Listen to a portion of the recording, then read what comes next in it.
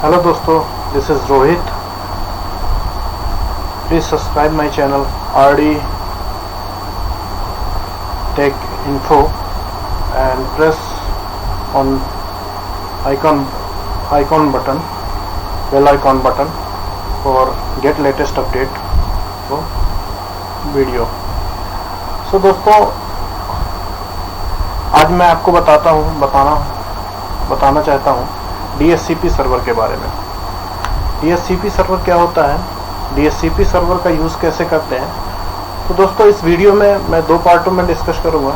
एक तो पहले मैं थोड़ा थ्योरेटिकल आपसे डिस्कस कर लेता हूँ कि what is DHCP and DHCP में हम क्यों यूज़ करते हैं, DHCP की क्या एडवांटेज हैं, और फिर इसका इंस्टॉलेशन भी मैं आपको करना बताऊँगा. तो सबसे पहले हम DHCP के बारे में जानते हैं. तो जो DHCP का फुल फॉर्म होता है, इसका फुल फॉर्म होता है dynamic host configuration protocol. Actually ये एक टाइप का IP असाइन प्रोटोकॉल होता है जिसके थ्रू हम IP असाइन कर सकते हैं. किसी भी नेटवर्क में, किसी भी कंप्यूटर्स में IP असाइन करने के दो मेथड होते हैं. One is the static, second is the dynamic. तो स्टैटिक में हमें मैनुअली जितने भी कंप्यूटर्स होते हैं उसमें IP का कॉन्फ़िगरेशन करना पड़ता है.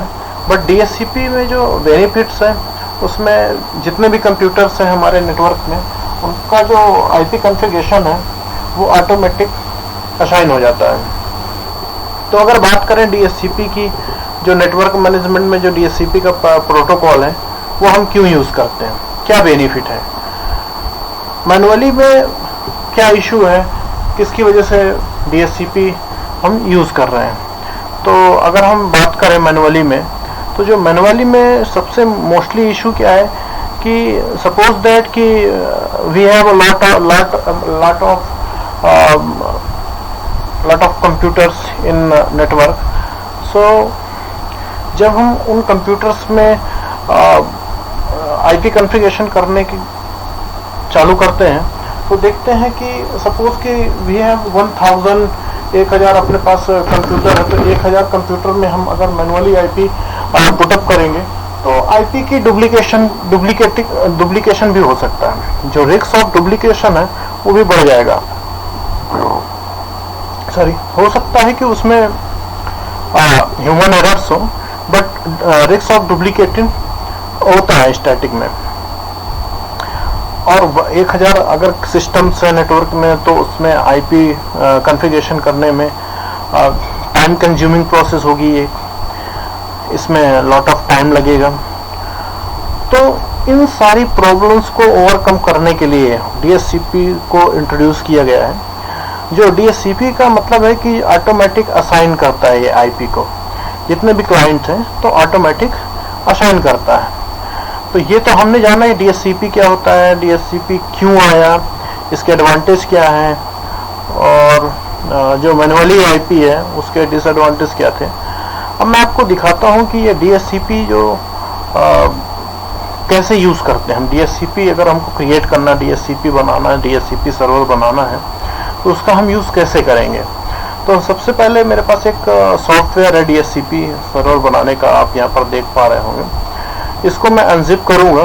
तो जैसे अनजिप करूँगा तो कुछ इस फॉर्म पे आ जाएगा. इसको ओपन करूँगा तो यहाँ पर कुछ फाइलें हैं. तो ये जो DHCP WIZ फाइल है, इस एप्लीकेशन को मैं रन एज एडमिनिस्ट्रेटर मोड पे रन करूँगा. जैसे रन एज एडमिनिस्ट्रेटर मोड पे रन करता हूँ तो फर्स्ट विजार्ड ओपन होके आता है. इसमें लिखा हुआ वेलकम टू DHCP कॉन्फ़िगरेशन. अभी मैं इसमें देख पा रहा हूँ कि इसमें मेरा विजार्ड रन हो गया है. अभी मैं इसमें नेक्स्ट करूँगा. नेक्स्ट करने के बाद यहाँ पर मैं देख पा रहा हूँ कि जितने भी मेरे नेटवर्क अडाप्टर हैं, चाहे वो लोकल एरिया नेटवर्क अडाप्टर हो, या वाईफाई हो, या वर्चुअल बॉक्स हो, ईथरनेट हो, या VMware का अडाप्टर हो, तो जितने भी ब्लूटूथ का नेटवर्क का कनेक्शन हो, तो जितने भी मेरे यहाँ पर नेटवर्क अडाप्टर हैं और उनमें जो भी असाइन IP है और उसका जो DHCP कॉन्फ़िगरेशन है, इनेबल है, डिसेबल है, वो सारे यहाँ पर शो होंगे. अगर कोई भी आपका नहीं शो हो रहा है तो आप यहाँ पर रिफ्रेश करके एक बार चेक कर सकते हैं। अभी जैसे मैंने रिफ्रेश किया है तो ये मेरे जितने भी नेटवर्क अडाप्टर हैं सारे रिफ्रेश हो गए। सपोज दैट कि मेरा जो लोकल एरिया कनेक्शन 4 नंबर है इसमें मेरे को DHCP कॉन्फ़िगरेशन अलाउ करना है, तो मैं क्या करूँगा। अच्छा, एक नीचे इसमें नोट मैसेज है, it is not recommended to run DHCP server on the network card which already has DHCP enable. अगर पहले से उसमें DHCP इनेबल है तो हम उसमें DHCP इनेबल नहीं कर सकते हैं। तो हम सपोज दैट कि हमको लोकल एरिया कनेक्शन 4 में DHCP सर्वर को इनेबल करना है, तो हम उसको सिलेक्ट करके नेक्स्ट करेंगे।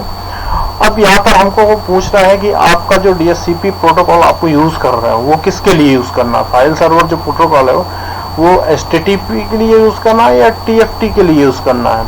तो अभी हम HTTP के लिए यूज करेंगे, तो उसमें हम टिक करके यहाँ से चाहे तो हम DNS भी दे सकते हैं फॉरवर्डिंग एड्रेस के लिए, बट अभी हम फिलहाल HTTP ही यूज करते हैं। नेक्स्ट करेंगे। अब यहाँ पर जो हमसे वो पूछ रहा है कि जो लोकल एरिया कनेक्शन में, अभी तो फिलहाल मैं वाईफाई यूज कर रहा हूँ, बट अगर मैंने यहाँ पर RJ45 केबल लगाई होती तो जो भी उसमें मैंने IP असाइन की होती लोकल एरिया नेटवर्क को, वो IP यहाँ पर होती, और उस IP के रिस्पेक्ट में मुझे क्या IP रिलीज करना है, उसका IP पूल क्या रखना है, मैं यहाँ पर उसका कॉन्फ़िगरेशन कर सकता हूँ IP पूल पे।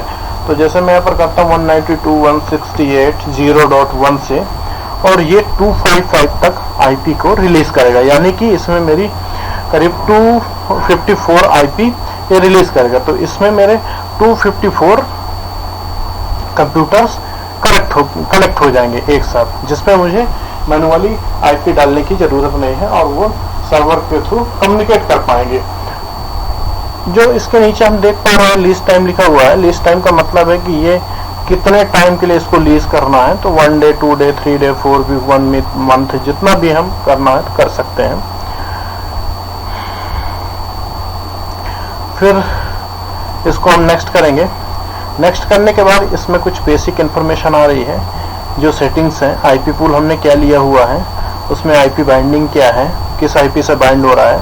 अभी मैं करेंटली LAN यूज़ नहीं कर रहा हूँ, तो अगर मैंने LAN यूज़ की होती तो जो भी मैंने लोकल एरिया 4 पे IP का कॉन्फ़िगरेशन किया होगा जिसके थ्रू मुझे इसे बाइंड करना था, वो एड्रेस यहाँ पर आया होता।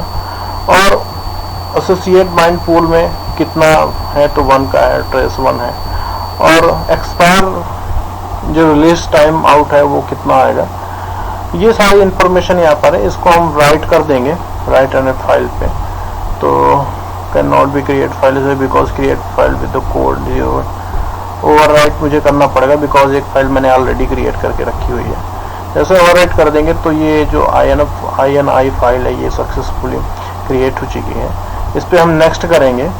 नेक्स्ट करने के बाद देख रहे हैं कि जो हमारा DHCP है वो स्टार्ट हो चुका है, स्टार्ट हो जाएगा इसके बाद। तो जैसे हम run as DHCP server finish करेंगे, जैसे हम फिनिश करूँगा तो मेरा उस पोर्ट पे DHCP इनेबल हो गया है। अब मेरा जो लैपटॉप है वो एज अ सर्वर वर्क करेगा, और जो भी मेरे लैपटॉप से IP रिलीज होगी वो 192 सीरीज 192.168.0.1 से 0.255 तक रिलीज करेगा। तो मेरे सर्वर से अभी 254 क्लाइंट्स कनेक्ट हो सकते हैं एट अ टाइम। तो दोस्तों ये था DHCP सर्वर के बारे में मैंने आपको एक स्मॉल ब्रीफ दिया। आप इसमें देख सकते हैं कि मुझे दोस्तों 254 सिस्टम को कनेक्ट करने के लिए ओनली 5 मिनट का टाइम लगा। अगर मैं वो 254 सिस्टम को मुझे अगर अपने सर्वर से कनेक्ट करना पड़ता तो मुझे उन 254 सर्वर क्लाइंट मशीन को ऑन करके उसमें मैनुअली 1 बाय 1 IP कॉन्फ़िगरेशन करना पड़ता। हो सकता था किसी में डुप्लीकेशन ऑफ IP हो जाता, तो वो नेटवर्क में एक स्टॉपेबल का काम करता, वहां पर नेटवर्क मेरा लूप करता या नेटवर्क में इश्यू आता। तो और एक लॉट ऑफ टाइम लगता है उसमें, क्योंकि 254 कंप्यूटर्स को ऑन करके उसमें IP का कॉन्फ़िगरेशन करना, एक या 2 दिन का काम हो जाता है, बट मैं एक 5 से 10 मिनट में एक DHCP सर्वर क्रिएट करके उन सारे क्लाइंट्स को 10 मिनट के अंदर रेडी करके चालू कर सकता हूँ। तो दोस्तों ये था इसका बेनिफिट DHCP सर्वर का। तो आपको ये वीडियो कैसा लगा प्लीज़ मुझे कमेंट करके ज़रूर बताएं, और अगर मेरे वीडियो से आपको एक इन्फॉर्मेशन गैदर हो रही है, इन्फॉर्मेशन मिल रही है, तो प्लीज़ लाइक और शेयर ज़रूर करें, जिससे कि हमें मोटिवेशन मिलेगा और हम इन फ्यूचर और भी वीडियोस आपके लिए बनाकर इन्फॉर्मेशन के रूप में ला पाएंगे। So thank you guys, thank you friend.